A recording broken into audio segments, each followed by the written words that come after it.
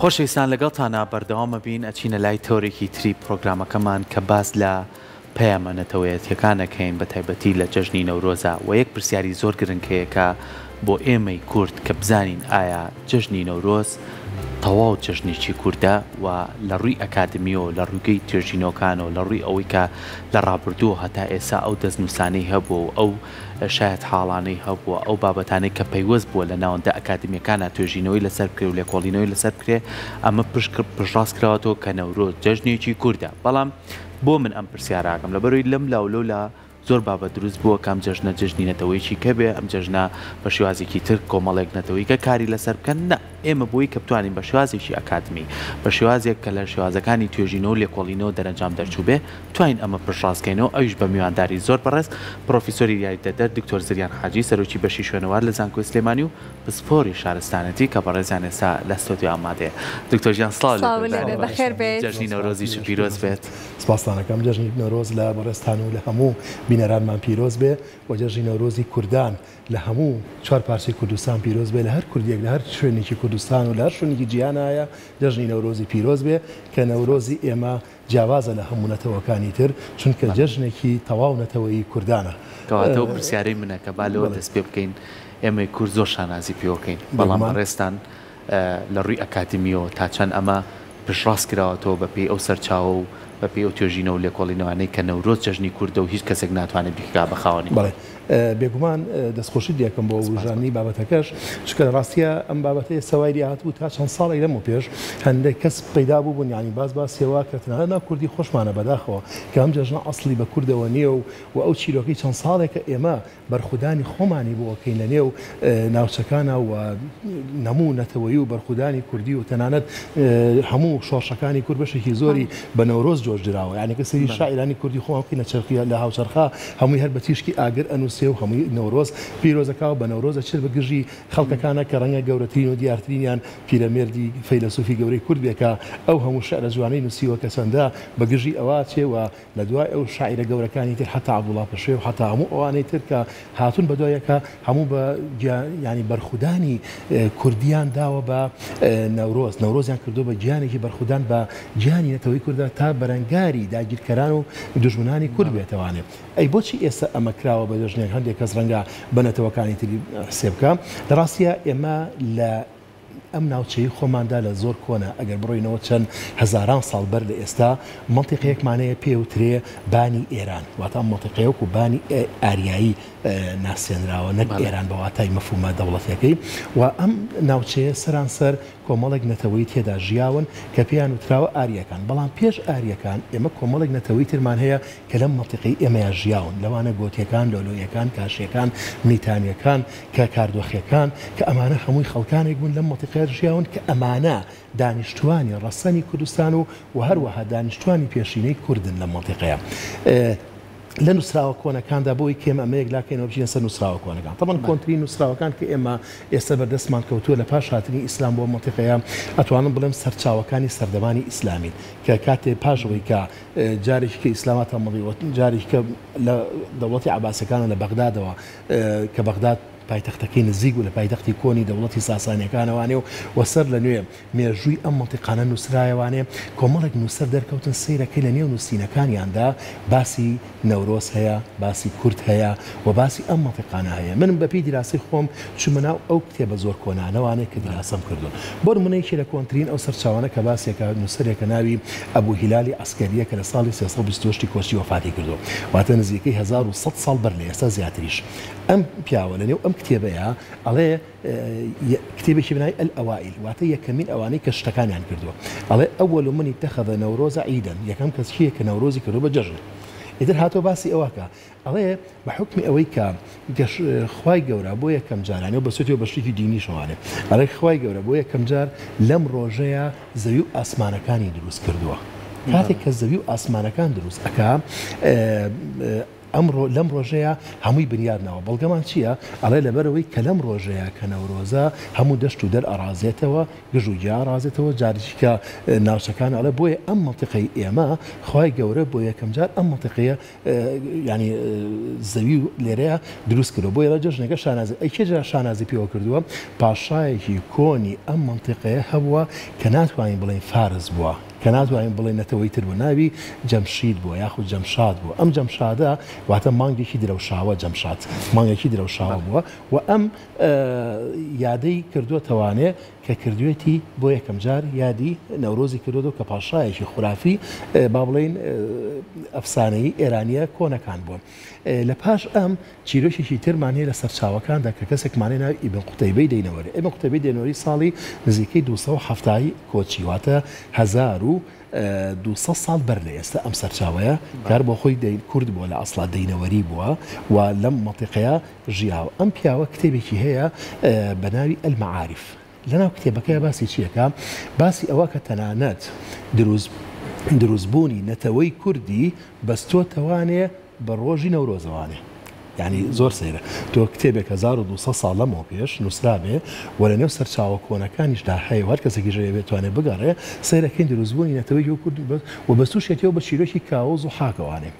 لەم کتێبەیە ئەم پیاوە باسی ئەوواکە تاوان هەموو چیرۆکەکە ئازانین کە زوحاک پاشایەکی ستەمکاری خراپە بێ و بەرامبەری کاوەی ئاسنگەر هەڵەسێ و شۆڕشێک بەرپاکە و ئەچێ بەرەو پیری ئەم لە ئەفسانەکەی والێ کردو ئەڵێت پاشایەک پێش کە کەسێک ناوی جەمشیدە دوای جەمشید چەند هەزار ساڵی حکومەکە اینجا پاشایەکی تریە بە دوای ئەوە کە یەکێک دێت ئەڵێ پاشایەکە بێ ناوی عربەیەگە بێ ناوی زوحاگە بێ ئەم عربەڵە لە یەمەنەوەیێتە ئەم منتیقەیە دەست ئەگرێ بەسەر هەموو ئەم ناوچەیەدا کاتی دەست ئەگرێ بەسەر ناوچەکەدا هەموو ئەو گەلانەی کە لە کۆنی ئاریاییە هاتون بەپی ئەفسانەکە باسیەکە کە ئەم گەلانە کەوتونتە ژێر دەسەڵاتی ئەم پاشاستەمکارەوە ئەڵێ وای لێ هاتووە بە جۆرە خەڵکی زۆر چەسانەوەتەوانێ و لە ئەنجامی ئەم چەسانەوە زۆری تەمەن ئەم زوحاکە سەرچاوەکانی تیش باسییان کردو بۆ نمونێکی لەوانە ئەلخەواریزمیە ئەلخەواریزمی کە سەرچاوەیەکی تری سەدەکانی ناوەڕاستە ئێمەوە ناسراوەکە خەواریزم پیاوێکی زانستیە کتێبێکی ناوی مەفاتیح العلومە لەم کتێبی مەفاتیح العلومە ئەڵێ چی ئەڵێ زوحاک لە ئەزدەهاکەواتەوە ئەزدەهاکیش ینی ئەس دا هاک یعنی دە نەهامەتی ئەڵێ دە جۆر نەهامەتی بەسەر ئەو خەڵکەیە هێناوە کە هەبووە ئەلموهیم ئەم زوحاکە ئیشی چی بووە هاتووە دەستی گرتووە بەسەر ناوچەیەکی زۆر خەڵکی چەسانۆتەوانێ و یەکێک لە نەوەکانی ئەو جەمشیدە پێشە ناوی فەریدون بۆ هەڵ هاتووە بەرەو ئێران و خۆی شاردوتەوە لە دەستی ئەم مناڵێک بووە هەڵاتووە خۆی خەڵکەکەی چەسانۆتەوە ئەڵێ چیرۆکەکە مەشهورە کە دوو برینە سەر شانەکانی بۆ ئەم برینە حەکی مەکانی سەدەمی خۆی توانە بەس بە مێشکی گەنج چارەسەرە بێ کەویش قەراریاوە هەموو ڕۆژێک دوو گەنجی بۆ سەر ببڕن و مێشکی بن لە ینی مێشکیان بن لە شانی تا برینەکە هێورە بێتەوە ئەڵێ لە ئەنجامی ئەمە وەزیرێکیە بێ وەزیرەکە ناوی ئەرمائیلە بێ ئەم وەزیرە کە ناوی ئەرمائیلە و توێتی من بۆ ئەم ستەمە گەورەیە بکەم مەڕ ئەهێنم سەری ئەوڕم بەجێ ئەوە و گەنجەکان ئەنێرم بۆ پشتی چیای دەماوەند ئیتر هەرموو جارە گەنجەکانی ناردۆ پشتی چیای دەماوەند و تا بەم جۆراوێ ئەخیرەن کارەگاتەوەی کە خەڵک بێزارە بێ و کەسێک ناوی کاوەیە یان کابیە ئاسنگەرە بێ هەڵ ئەستێ ئەو چەرمەی کە وەکو بەروانکە بڵێن لە پێش خۆی دایناوە بۆ کاری ئاسنگەری چەرمەکە بەدارێکەوە و پێڵەن دەرفەشێک کابیان واتە ئاڵای کاوە ئەم ئاڵایە لە دەوڵەت ئیتر هەموو دەوڵەتی ئێرانەکان مایەوە هەتا سەردەمی ساسانەکانیش ئەڵێن هەر جەنگێکیان بگدا ئەم ئینیانێنە ئەم ئاڵایە نێنە بە پیرۆز بۆ لایەن و موتو مور و ئەو شتانیان پێوە کردوە بەرحاڵ ئەڵێ ئەم کاوەی پاژۆی سەرەکەوێ بەسەر شۆڕشەکە کات و زوحاک ئەگرن و بەسەریا زاڵە بن ئەڵێ لە ئەنجامی ئەم سەرکەوتنەیە بیر لەواکەنەوانێک کە ئەڵێن با کاوە بێ بە فەرمان کاوەژڵ من فەرمانڕەوانیم چونکە لەنەوەی من لەنەوەی پاشاکەی پێشوو کەسێک ماوە ناوی فەریدونە بێنەوە بیکەن ئەوکەن بە پاشا چیرۆکەکی کوردبوونەکە لێرایە کامە بێ بە پاشا فەریدون ئەڵێن وەزیرێکمانە بۆ زۆر پیاوی چاک بووە با بچێت بۆ لای ئەو گەنجانی کە نردومان بۆ پشت چیای دەماوەند ئەوانەی پشت چیای دەماوەند کوردەکانیان لێ پێک هاتووە جا ئیبن قوتەیبەی دەینەوەری ئەڵێ ئەم گەنجانەی کە لە ئەنجامی ئەمەی کە ڕزگاریان بوو لە دەستی زوحاک چوون نەتەوەیەکیانێ پێکەینا کە پیاوترا نەتەوەی کورد بۆیە بەردەوام بە لە هەموو ساڵێک لەگەڵ لە ناوچوونی زوحاکە یادەکەنەوە ئەڵێن ئەمە یادی جەژنی نەورۆزە جەژنی کوردانە. جا شانامەی فیردەوسیش هەمان دەقیە ناوەتەوانێ کە لە ساڵی 14 کۆچی وفاتی کردووە. ینی هەما دەقەکەی ابن قوتەیبە ناوتە کەویش 1000 ساڵەوە بێ شانامەی فیردەوسی هەیە، هەمان ئەم دەقە لە شانامەیە هەیە. من بە دووەدا چوونم کرد لە سەرچاوەکانە وەرگێڕانیشی عەرەبی شانامەی فیردەوسیمان هەیە کە عەبدولوهاب العەزام وەریگێڕاوە لەگەڵ کەسێکە کە ناویان یحیە الخەشابە میسری بوون. لە ساڵی 1928 ئەم کتێبەیان وەرگێڕاوە لەسەر عەرەبی. ئەڵێ تۆمابووای ڕۆژهەڵاتناس کە ڕۆژهەڵاتناسێکی فەڕەنسیە، ئەڵێ بۆ خۆی سەردانی چیای دەماوەندی کردووە. لە چیای دەماوەند وتوێتی ئێستەش لایەزا لە نەورۆزا کە جەژن ئەکرێتەوە لەو مەنتیقانەی پشتی چیای دەماوەندەوە، ئەڵێن ئەم جەژنە جەژنی کوردانە. جەژنی کوردانە چونکە ڕزگار بوونە لە ستەمکارە. ئەمە وەکو بەڵگەی لە ئەفسانەکان خۆیەوە کە باسی کوردبوونی تایە، کە باسی ئەوەی تایە کە نەتەوەی کوردی لێبێ کاتووە. چجا ئەوەی کەوا ئێمە یادی تریشمان بستۆتەوە بەمەوانێ کە لە دوای ئەمە بە چەند هزار ساڵێک ئەجا یادی چیمان هەیە؟ یادی دەوڵەتی ماتمان هەیە کە دەوڵەتی مادی کوردیش بە هەمان شێوە لەگەڵ دروستبوونیدا بەوەیە. هەرچەندە ئێستا دەماگیرە فارسەکان ئەمان وارێ نەکردووە، ئەڵێن دەوڵەتی مات کۆتا پاشایان ناوی کۆرژ بووە، ناوی ببورن ئەستیاکس بووە. ئەستیاکیش لە نەوەی خۆی کەسێک هاتۆرە ناوەی پیشدادیەکان کە ناوی کۆرش بۆ کۆرش هەستاوە مە کۆرش کاوەیە شۆڕشی کردووە نەکاکە ئەمە زۆر لەوە کۆنترا یاری لەناو سەرچاوەکاندا کە باسی کورد نەورۆز پەیوەندی بە کوردەوە کراوە زۆر لەم چیرۆکە بە 1000 ساڵ کۆنترا کەواتە باسی تەنان باسی ئەفسانەکەی زوحاک کاوەش لەوە کۆنترا ئەسڵەن زوحاک نە کورد بووە نە فارس بووە ئەڵێن سەرچاوەکانمان عەرەب بووە. بۆیە ئەمە زۆر گرنگە کە ئێمە ئیجا سەر ئەمە بنەوە پێشینانی ئێمەژیشیان لەسەر ئەمە کردووە. بۆیە ئەم یادەیان کردووە بە نەورۆز و هەمیشە یادیان کردوێتەوە. تەنانەت لەناو مەزدەرەکانە باسی ئەوەکان ئەڵێ سۆفیەکی بەناو بانگمان هەیە کە حەلاجی ناوە، ئەڵێ حەلاج لە ساڵی 320 کۆچیە بەناو بەلای شارێکی کوردیا ڕۆکە شاری ئارزنە، ئەڵێ کە ڕۆژتووە سێرەکە ئاهەنگ و ئاهەنگگێڕانە وتێتی ئەم ئاهەنگگێڕانە چێ لێرەوە وتیانەوە جەژنی نەورۆزە. ئەوە جەژنی نەورۆزە کەواتە کورد هەر بەپێی ئەم بەڵگانەی کە لە لای ئێمە هەیە بە نووسراو هەیە بەڵگەکان وەنێو کتێبەکانە هەیە 1100 ساڵە یادی نەورۆز ئەکاتەوە شانازیش بە نەورۆزی کوردانەوە ئەکات لە سەرچاوەکاندا. کەواتە ئەتوانین بڵێ هەر بەپێی ئەم بەڵگانەی کە لە ئەفسانەکانە هەیە و دوایی لە مێژووی هەر لە کۆناکە ناوی کورد هاتووە. ئەکرێ بڵێن ئێمە ئێستا لەوانەیە یادەکە بکەینەوەوانە یانی یادی بۆ لە نەتەواتەکانمان بکەینەوە، بەڵام هەندێک جار لە ڕووی مێژوەکەەوە ئێمە زانیاریکی وامانە لەسەری بەتایبەتی نەوە لە دوایینەوە کانی جار تەنانەت دەبینی بۆنەکە وردە کاڵ ئەبێتە، بەڵام بە خۆشحاڵیەوە کە ئێستا وردە گرنگی پێ ئەدرێتەوە تا چەند گرنگە هەر لە ناوەندەکانی خوێندنەوە لە ناوەندە ئەکادمیەکانەوە بەجیال و ناوەندانی کە تایبەتن کە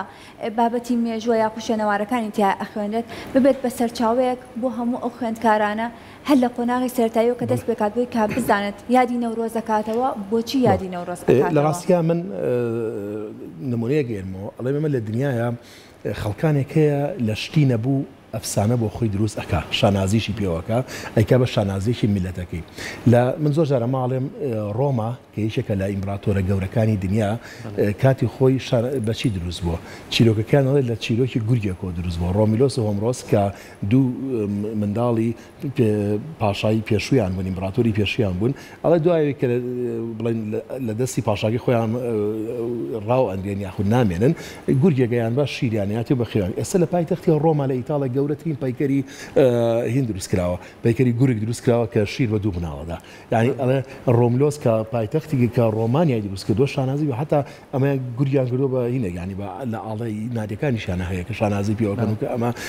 پایتەختی ڕۆما کە کراوە بە پایتەختی یەکێکە لەو شتانە شانازی پێوەکە کە گوایە ئەفسانەیەکی هەر زۆر قورسترە لەوەی کەوە ئێمە باسیەکەین بەڵام مێژووی میلەتان ئەکرێ بە ئەفسانەوە شانازی پێوە بکە یعنی تۆ ئەفسانەیەکی خوپێوە گیراومان هەیە ئێمە کە چەندەها ساڵ بایەغدانی نەتەوەی کوردی تایە ئێمە بۆ ئێستا بەدەستی خۆمان بڵێن ئەمەوانە لە کاتێکە خەڵکانێک کە هیچی نییە ئەفسانە لە درۆ لە دلۆری جەنابتان بیران دروستیەکە بۆ خۆی ئەی ئێمە کە شتێکی نووسراومان هەیە وەرە نووسراوەکانە باس کراوە بۆچی شانازی پێوە نەکەین کە ئەمە نەتەوەی کوردیە. طبعا لە حتا کاوەش بیرم نەچێت کە باسی وەکن کاوەی ئاسنگەریش تەنانەت لە سەرچاوەکان لە ئەسفەهانەوە هاتووە ئەسفەهانیش حتا لە سەردەمەکانە ئەڵێ 5 زۆمیتیا بۆ کە کورد بووە يعني حتى اتوان ايش كاين با كرد لسر ساقات لا حمود دقيقه كباسي ام يجوي نوروز اكريه لكرد ونزيكترا داگیر کردن دژمنانی کرد هەوڵیان داوە کە لە کوردی داوڕن بەڵام تۆ سەیری مێژووکە چەند ئەمیر تەنانەت ئەمیری کوردیمان هەیە هەر میری گەورەی کوردیمان ناوی نەورۆز بووە کە شانازی بە ناوی نەورۆزەوە تەمە نەورۆز یعنی ڕۆژێکی نوێ نەورۆز یعنی ڕۆژێکی نوێ کە هەڵدێ و هەڵ هاتوو بەسەر هەموو ئەم ناوچانەیە هەمان بووە و شانازی بووە بۆ گەل و نەتەوەکان بۆیە گرنگە کە ئێمە ئەم یادە نەتەوەیانە لە لای پەروەردە بە تشێکی گرنگ شانازی پێوە بکەین ئێمە وای لێهاتوو ئێستا بەداخەوە لە زۆرێ ناوەندەکاندا ماوەیەک وای لێهاتبوو کە لە ناوەندە پەروەردەیەکان بەداخەوە ئەفسانە میلەتانی تریانە یانە ئەیان کرد بەیاد بۆ ئێمە لەوانە ئەگەر سەیریکەین ئەفسانەکانی ینی هۆڵۆوین یعنی شتی تر کە کۆمەڵێک ئەفسانی سەر و سەمەرە بوون لە ناوەندەکانی خوێندنە وای لێهاتبوو کە بوو بە ئەفسانەیە کە مناڵەکانمان خەریب و شانازیان بۆ شتانەوە کرد یعنی لایەن بوو بە دیاردەیەکی سیر ئەی لە کاتێکە ئێمە بابەتی نەتەوەی زۆر گرنگمان هەیە بۆچی ئەمە نەکەین بە یادێک کە شانازی پێوە بکەینە ناو میلەتانی خۆماندا بۆیە بەڵێ نەورۆزیشێکە لە جەژنە زۆر گرنگەکانی کورد و پێویستە لە هەموو ناوەندەکانی خوێندن و هەموو لایەکان شانازی پێوە بکرێت و تەنانەت شعری شاعیرانی کۆنی کوردیش کە باسی نەورۆزەکە بهێنرێتەوە تەمان نەورۆز لە ئەدەبیاتی جیهانیەوە لە مێژووی کۆندا زۆر دەنگانەوەی هەبووە ڕەنگە پێتان سیر نەبێ مفەسیرەکانی قورئانی پیرۆزیش کە ئێستا لە مانگی ڕەمەزانین لە هەندێک شوێندا باسی جەژنی نەورۆزیان کردو کە لە قورئانیش باسی نەورۆز هاتووە کە مەسەلەن یەوم الزینە بازەکرێ ئەڵێ ڕۆژی زینەت کە ئەو ڕۆژەوە کە خوای گەورە حەزەتی ئیبراهیم باوڵێ خراوەتە ناو ئاگرەکەەوە یا هەندێک سەرچاوی تر باسی حەزەتی موساکەن کە ئەڵێن ئەویش لە سەرچاو مفەسیرەکان ئەو ڕۆژە ڕۆژی نەورۆز بووە کەواتە تەنانەت لە قورئانی پیرۆزیشە باسی نەورۆز هاتووە کە جۆرێکی گرنگ بووە و لەم مەنتیقە و ناوچانەی ئێمە جۆرەی لە جۆرەکان شانازی پێوە کردووە. دکتۆر کەواتە گرنگی نەورۆز و جەژنێکە کە تایبەتە بە کورد بەڕێستان لە دوای گەڕان و ئەو سەرچاوانەی کە دەستت کەوتووە ئەم چەندی چیرۆکە لە پشتیەوەیەت ینی بۆ نمونە ئێمە چیای دەماوەندمان هەیە کە گەنجەکان چوونەتەیە بۆ نمونە چیرۆکی کاوە و زوحاکمان هەیە کە ئەم بابەت تاتوانێت پشتڕاست کاتەوە دەوڵەتی مادمان هەیە کامانە دوای چەندین ساڵ چەند هەزار ساڵێک هاتوون ئەمانە تا چەند گرنگە توێژینەوەی لەسەر بکرێ بە تایبەتی بۆ نەوە دوایینەوە چونکە بۆ کە ئەمانە توێژینەوەی لەسەر کراوە چووە نێو کتێبخانەی کوردیەوە ئەتوانین ئێمە بەڵگەکانمان زیاتر ئاشکراکەین هەر بەڵگەیەکی توێژنەوەی لەسەر کرا وردەکاری هەیە ئەمە بەڕێستان باشترزان لە نێو ناوەندا کاتمەکان چۆن کاری لەسەرکرێ ئەگەر ئەم توێژینەوەوانە و لێکۆڵینەوەوانە بەردەوام بێت ئێمە ئەتوانین بڵین لە ڕووی شارستانیەتیەوە لە ڕووی بوون بە کوردومانەوە لە ڕووی جەژنە و بۆنەکانمانەوە ئێمە دەوڵەمەندین و کەسیش ناتوانێت ئەو بربەستەمان بشکێنێت کە نەریتێک و یاخود بابەتێکی ئێمە کە تۆڵی لە ڕووی دینیشەوە ئەمە بابەتە و قسەی لەسەر کراوە باسی لێوە کراوە چۆن بتوانین ئاوا بەم شێوە ئەکاتمیەکاری لەسەرکەین چکە زۆربەی وڵاتەکان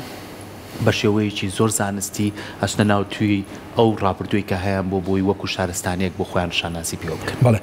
بێگومان کاتی خۆی تەنان لە ڕۆدینەکە هەندێک کەس ئێستا فێر بوون باسی ئەوە شیانەکەی کامە پەیوەنی بۆنی ئێمە فتوایەکمانەیە کە لەسەر دەمی باسە کە زانای گەورەی کورد مامۆستا عەبدولکەریم مودەڕیس بە ئاشکرا وەڵامی چەند کەسێکە داتوانێت لە نووسینەکە کاڵێ نەورۆز جەژنێکی کوردانە و هیچ جیاوازێکی هیچ ڕێگریەک و لێکدانێکی لەگە شەریعەتی ئیسلامیان نیە بە پێچەوانەوە تەواوکەری ئەوەیە کە کاتی خۆی بە نووسرا و ینی بە ئەوە نووسراوە ئەوە وەکو بێشە لەو لایەنە ئێمە گرنگە لە ڕووی ئەکادمی ئەم شتانە دەرخین و بین پێناسی بکەینەوانێ لە ڕاستیان من تا ساڵی 2014 هەستم بەوە کرد کە ئەمرە ناوەندە ئەکادیمیەکانە زۆر پراوێز کراوە وەکو پێویست گرنگی پێنادرێت بۆیە لەگەڵ مامۆستای بەڕێزم جەنابی پرۆفیسۆر دکتۆر زرار سدیق بیرمان لەوە کردەوە کە ئێمە بتوانین شتێک بکەین من دکتۆراکی خۆم بەشێکی کاملم تەرخان کرد بۆ نەورۆز و باسی ئەوەم کرد کە نەورۆز جەژنێکی کوردانە بۆیە هاتم زۆرێکم تایە ئەم بەڵگانە هێنا باسی کوردبوونی نەورۆزمان کرد کە گەڕام سێرەکەم پێش منیش لە ساڵی هەفتاکانە 76 ماستەرنامەیەک نووسراوە لەسەر ئەوەی کە نەورۆز جەژنێکی کوردانە بە عەرەبی نووسراوە لە میسر ئەویشمان دۆزیێوانە خۆشبەختانە کە بە هەمان شێوە باسی کوردبوونەکە کەسێک بەناوی محەممەد ئەمین نووسی بووی کە نەورۆز لە ئەدەبیاتی کوردیدا واتە لەوێشە باسی ئەم چیرەوەی کردبوو کە وتبی بەشێکە لەوە بەڵام لەو کاتەوە خۆشبەختانە کە ئێمە ئەم هەوڵەمانەوە دکتۆر بەڕێز پرۆفیسۆر دکتۆر زرار سدیق کتێبێکی نووسی لەسەر نەورۆز و دوایەوە ئێمە ئەم کارە ئەکادیمیەمان نووسی و چەندین کاری ترکە کرا وردە الحەمدوللا یعنی هەستەکەم خەریکە جارێکی تر نەورۆز بەم دیوە ئەکادیمیەکەیەتەوە کە بەڵێ ئەوێمە چەندین لە زانکۆی سلێمانی دیدارێکی زانستیمان لەسەری ڕێخست کە بە وردی لە کۆلێجی زانست ڕۆڤایدەکان باسی ئەوەمان کرد کە نەورۆز لەسەر چاوە زانستیەکانە چۆن باس کرێ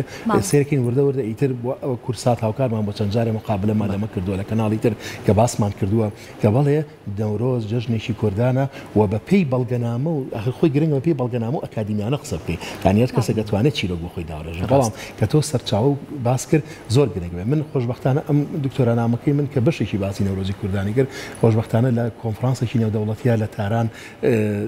چاپ کرا یعنی حتا کرا بە زمانی فارسیش ئەمە زۆر گرنگە کە بڵاو کرایەوە جاری کە بڵێ ئێمە بین بەگوێ خەڵکیە ڕۆشنبیرانی ترا کاکە جان نەورۆز بەم جۆرێ ڕەنگە خەڵکانێک بڵێ ئەی نەورۆز ئەمە هەر هەبوو جەژنێکی کۆنی میلەتان و بڵێ میلەتانی تریش لە کۆنا وەکو ئەم یادە یادیانەیە هاوشێوەی ئەمە ئەفسانەیان هەیە بۆ من هەندێک کەس ڕەنگە باسی جەژنی ئەکیدۆ بکە ئەکیدۆ جەژنێکی سۆمەریەکانە ئەو لە ناوچەی خۆیان بوو ئەو باسی قوربانیدانەکە بۆ خاوەن عەشتار کاتێککە قوربانی بۆ دراوە لە جێگەی خۆیدا ئەو پەیوەندی بێرۆنی و کەش و هەوا و ژینگەکەشمان جیاوازە لە لای سۆمەریەکان سۆمەریەکان لە ناوچەی زیقار و بڵین باشووری عێراق بوون ئێمە لێرە جیاوازە لەوەی کە یادی نەورۆزەکەینەوە بۆیە بە ئێمەکو بەڵگەنامە کاتێک باسەکەین یعنی لە ڕووی زانستیەکەەوە بڵێ زۆر گرنگە بۆیە من هەتا پێشنیازێکی ژەکەم لێرەوە خۆزگە بمان توانایە لەم ساڵانەیە ئیشەڵا من ئیشێکی لەسەرەکەم وەکو بەشەکەی خۆم بەشی شوێنەوار کە ئیشەڵا کۆنفرانسێکی گەورەی نێودەوڵەتی لەسەر نەورۆز بکەین لە ڕوانگەی مێژوو شوێنەوارەوە وەک سەلماندنی ئەمە لەسەرەوە من ئیشەڵا ئەمە لە خەیاڵمایە وەرە کورساتیش بۆ یەکەم جار ڕامەگەن کە ئیشەڵا ڕەنگە بۆ ساڵانی داهاتوو کۆنفرانسێکی زۆر گەوری زانستی لە زانکۆی سلێمانی بکەین سەبارەت بە نەورۆز لەسەر چاوە مێژوویەکاندا وە کوردبوونی نەورۆز بسەلمێنین لەو سەرچاوانەدا باشەمەشی واداینەوەی کە ئەم کۆنفرانسا بکرێت و ئەنجام بدرێت بۆی کە زیاتر بۆ نەتەوایەتەکان بدرێت بەڵام لەگەڵ ئەوەشە هەندێک جالەوەی کاگرنگە چۆن هەندێک بۆنە هەیە کە لە ناوچە جیهانیەکانە ئەنجام ئەدرێت ئێستا هاتوو لای خۆمامۆ بە کەلتور و یادی ئەکرێتەوە بە تایبەتی بۆ هەندێکجار لە باخچەی ساوانەوە کە ئەم یادە ئەکرێتەوە تا چەند گرنگە ئێمە ئەم جەژنی نەورۆزەی کە هەمانە بتوانین لە وڵاتانی دیکە لە بەرەوەی بە خۆشحاڵی ئێمە کوردمان هەیە لە هەموو ناوچە جیاوازەکان لە جیهاندا ئەم یادە بکرێتەوەوان و گرنگی زیاتری پێ بدرێت بەڵێ خۆی لە ڕاستیە یادەکە ئەکرێتەوە بەڵام ئێستا لە نەتەوەیەگرەکانیش ناسێنراوە یعنی حتا ئێستا لە گۆگڵ سەریکەی گۆگڵ هینەکەی گۆڕێ ڕەمزەکەی گۆڕێ بەوە بەڵام بۆچی ئەیگۆڕێ ئەڵێ جەژنێکی هەمەنەتەوەیە هەوانەتەوەیە چکە بۆ عرضمکردن لە سەرای بەرنامەکە ئێمە بانێکمانەوە ناوی بانی ئێرامە زۆر نەتەوەی تیا بەشدارە وەکو نەتەوەکانی مەسەلەن فارس نەتەوەکانی ئازەریەکان حتا ئیکەنەوە حتا ئۆزبەکەکانی کەنەوە ینی زۆر نەتەوە ئازەربایجان زۆر نەتەوە باسی ئەواکەن کە نەورۆز بەشێکە لە خۆیان ینی باسی شانازیەکەن بەوەی لە سەرەتاشا باسم کرد دکتۆر هەندێکیان کازاخستانە کوردستانە ئەمانە هەمووی کۆمەڵێک بابەتی نەریتی خۆشیان هەیە تایبەت بۆ جەژنە خۆی گرنگەکە لەوە ئێمە تا چەندێک هەوڵ بین ئەمە بکەین بە جەژنێکی کوردی بیت بە جیهانە بیناسیین هەتا لە یونسکۆیە بە ناوی جەژنە کوردیەکەەوە جارێکی کە بیناسیێنینەوانێ چونکە لە ڕاستیە شانازێ بۆ ئێمە بیرم نەچێ باسی چەند ڕۆڵێک بکەین لە کەسانی گەورەی کورد کە ئەمەیان جاریشکە ناسانەوە یەکێ لەو کەسایەتیانە فەیلسوفی گەورەی کورد پیرەمێردە یعنی پیرەمێرد لە شاری سلێمانی و جارێکی کە نەورۆزی ناسانەوە یعنی ئەومان بیر نەچێ کە هەموو ڕەنگە لە سەدەی نوێیە ئێمە هەمومان شانازی بۆ بکەین کە لە شاری سلێمانی و جارێکی کە ئەم یادە ینی گیانی بەبەرداکرایەوانێ چونکە لە پێش پیرەمێردەوە کەس باسی نەورۆزی ناکرد و وای لێ هاتوو وردە وردە خەریک و بە تایبەتی من باسی هزار ساڵم کرد کە جەژنی نەورۆز کراوەتەوە لە ناو کووردا و میرانی کوردمان و ناوی ئەوە بوو بەڵام لە سەردەمی عوسمانیەکان وردە وردەتر ئەو 400 تا ڕادەیەک جەژنی نەورۆز کەس بووە ینی هەستەکەی لە نەبووە بە کللتورێک کە یاد بکرێتەوانێ پیرەمێتی شاعیر ئەم گیان و جۆشی جاریش کە دایەوە بە نەورۆز و جاریش کە چووە گردی یارە لە گردی مامە یارەوە کە گردی گوڵان بووە پێشە یاخود گولان بووە کە ئەو گردەی کە شوێنی بەرخودانی کوردامەوە تەمان گردی مامەیارە گرنگێکی زۆری هەیە لە مێژووی سلێمانیا بۆچی چونکە ئەم گردە کۆ تا شوێن بووە کە بەرگری لە مینوشینی بابان کردووە کاتێک عوسمانەکان یان سلێمانی داگیر بکەن ئەو کاتە سنووری سلێمانی بڵین گردی مامەیارە سنوور بووە کاتێک کە هاتوون هێرشیان کرد لەسەر گردی مامەیارە لەویا کۆتا شوێن بە شەڕکەوە کێ شەڕی کردوتیایدا ئەفسەرێکی گەورەی کوردی سلێمانی کە ناوی مامەیارە بووە ئەم مامەیارێ بە تۆپەکەی ئەوانە دیفاعکە لە سلێمانی کە هەتا کۆتا ینی هێندە سەرسام ئەبن ئەو داگیرکەری عوسمانی ئەڵێ ئەم کەسە کێ ئەمەندە بەهێز و ئەو بەتاقی تەنیا سوپایەکی مەشغوڵ کردو ئەخیرەن زۆر بە بریناری گرن و بریناری ڕای کێشن هەتای بنە بەردەم ئەو کەسێک کە بڵین سوپاسسالاری عوسمانەکان بووە ئەڵێ مە نابێت بکوژێ ئەم پیاوێکی ئازا و گەورەیە ئەبێ ببین بۆ ئەستەمبوڵ ئەبن بۆ ئەستەمبوڵ بەحساب چاکیکەنەوە لە سوپای خۆیان سوودی لێوەرگرن ئەزان هیچ سوودی لێوەرناگرن بە پیری ئینەرنەوە بە سلێمانی ئەو دەگەرەی گۆیژە نیشتەجێ بێ و گەرەی گۆیژەی کۆنتەوان نیشتەجێ بێ و شانازیەکە میشە بەوە هەتا و کەوەفا دەکا ئەڵێ وەسێ دەکا لەو گردە بە مێژن کە دیفاعم تیا کردو لە گردی مامەیارە ئینێژن جا ئەم مامەیارتەم ئەم گردە سنووری سلێمانی بووە و حتا ئەم گردە گرنگیشی کەشی هەیە لە مێژووی کووردا کە گردی گوڵانی پێوتە هۆی گوڵانیە گولانە کە یەکەم کەرەنتینە لە مێژووی هاوچەرخی کووردا لەو گردە کراوە کۆمەڵی خەڵک ڕۆژهەڵاتی کوردستان تووشی جۆرێک لە نەخۆشی گولی ئەبن ئەیانێنن بۆ ئێرە چارەسەر بکرێن بابانەکان ئەڵێن بانەیەن لە سلێمانیەوە لەوێ کەرەنتینەیشانەکەین تا چارەسەر ئەبن بۆیە ئەو گردە ناوەگرێت گردی گولان دوایەوە گردی گوڵان لە دوای مامەیارەکە وەفادەکانیێژرە ناوێت گردی مامەیارە پیرەمێتی شاعیر ئەمەندە زیرەک و شارەزا بوو ئەمەی لە خەیاڵا بووە بۆیە یادی نەورۆز ئەکا لەو گردای کاتەوانێ هەموو ساڵێک خۆی لەسەر مەسرف و گیرفانی خۆی خەڵکی کۆ کردێتەوە یاپراخی لێ ناوە گوڕان و کشانی کوردی لەسەر ئەو گردە یعنی یادەکەی کردوتەوانێ و لە نەورۆزە یادی ئاگریان کردوتەوانێ و باسی ئەوە کراوە کە نەورۆز چەندە گرنگە و چەند یادێکی گرنگ و بە شێوازێکی جوانەوانێ ئەم یادی کردو و ئەو شعرە بەناوبانگە ئەنووسێ کە هەندێک کەس دەڵێن زۆر عەفەوی بۆی هاتووە یعنی زۆر عەفەوی شعرەکەی وتووە ئەم ڕۆژی ساڵی تازەیە نەورۆزە هاتەوە جژنێکی کۆنی کوردە بە خۆشی و ئەهاتە جژنێکی کۆنی کوردە بەڵکەم شعرە سیرەکەی زۆر شتی عەجیبیتیایە دیارە پیرەمێردیش بۆ خۆی کە کەسێکی زانایەکی کورد بەڕاستی فەیلسوفێکی گەورەی کوردە ئێمە حەقە شانازی پێوە بکەین یعنی کاتێک کە سیرەکەی ئەم هەموو معنە جوانی لەم شعرە هێناوە جارە چەند ساڵ باخی ئێمە ینی زۆر شتی جوانی هێناوە ئەم ئەڵێ بۆ یەکەم جار بووە کە باسی سلێمانی و باسی ڕووداوەکەی بە دەرکی سەراکە کە کیژانی کوردیش